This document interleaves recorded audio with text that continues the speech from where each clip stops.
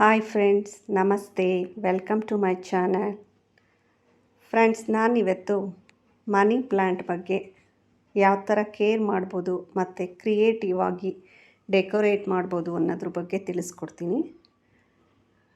ಮನಿ ಪ್ಲ್ಯಾಂಟಲ್ಲಿ ತುಂಬಾ ವೆರೈಟೀಸ್ ಇರುತ್ತೆ. ಮನಿ ಪ್ಲ್ಯಾಂಟನ್ನು ನಾವು ಈ ರೀತಿ ಕ್ರಿಯೇಟಿವ್ ಆಗಿ ಡೆಕೋರೇಟ್ ಕೂಡ ಮಾಡಬಹುದು.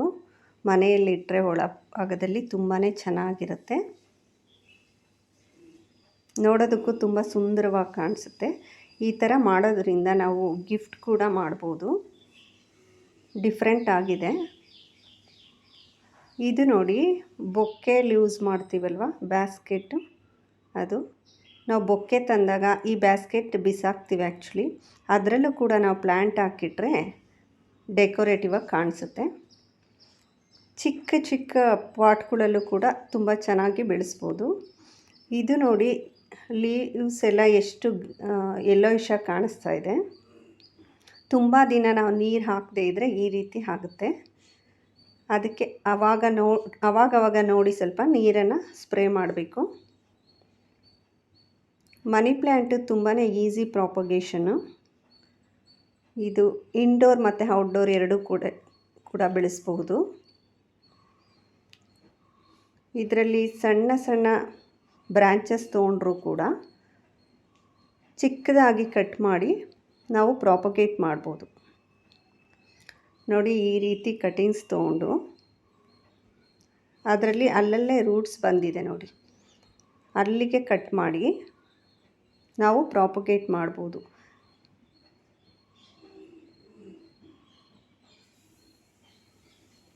ಮನಿ ಪ್ಲ್ಯಾಂಟನ್ನು ಬೆಳೆಸೋದು ತುಂಬಾ ಈಸಿ, ಬಟ್ ನೋಡೋದಕ್ಕೂ ತುಂಬಾ ಸುಂದರವಾಗಿದೆ ಪ್ಲ್ಯಾಂಟು. ಇದು ಒಂದು ರೀತಿ ವಾಸ್ತು ಪ್ಲ್ಯಾಂಟ್ ಅಂತ ಕೂಡ ಹೇಳ್ತಾರೆ. ನೋಡಿ, ಇದರಲ್ಲಿ ರೂಟ್ಸ್ ಒಂದೊಂದಿದೆ. ಇದನ್ನು ನಾವು ನೀರಲ್ಲಿ ಹಾಕಿಟ್ರೆ, ಅದರಲ್ಲೂ ಗಾಜಿನ ಬಾಟ್ಲಲ್ಲಿ ಹಾಕಿಟ್ರೆ ತುಂಬ ಚೆನ್ನಾಗಿ ರೂಟ್ಸ್ ಬರುತ್ತೆ.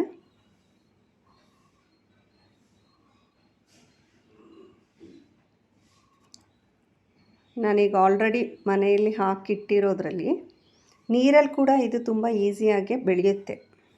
ಗ್ರೋತ್ ಚೆನ್ನಾಗಾಗುತ್ತೆ. ಎಷ್ಟು ಬುಷಿಯಾಗಿ ಬಂದಿದೆ ನೋಡಿ.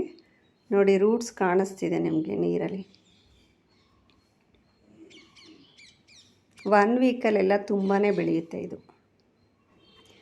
ಇದನ್ನು ನಾವು ರೌಂಡಿಗೆ ಸುತ್ತಿ ಪಾಟಲ್ಲಿ ಹಾಕಿದಾಗ ಅಲ್ಲಲ್ಲೇ ರೂಟ್ಸ್ ಇರೋದ್ರಿಂದ ತುಂಬ ಬುಷಿಯಾಗಿ ಬೆಳೆಯುತ್ತೆ.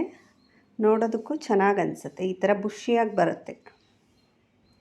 ಇಲ್ವಾ, ಒಂದು 5-6 ಕಟ್ಟಿಂಗ್ಸ್ನ ಒಂದೇ ಪಾಟಲ್ಲಿ ನೆಡೋದ್ರಿಂದ ಕೂಡ ಮನಿ ಪ್ಲ್ಯಾಂಟ್ ಬುಷಿಯಾಗಿ ಬರುತ್ತೆ. Thank you friends. Thank you for watching.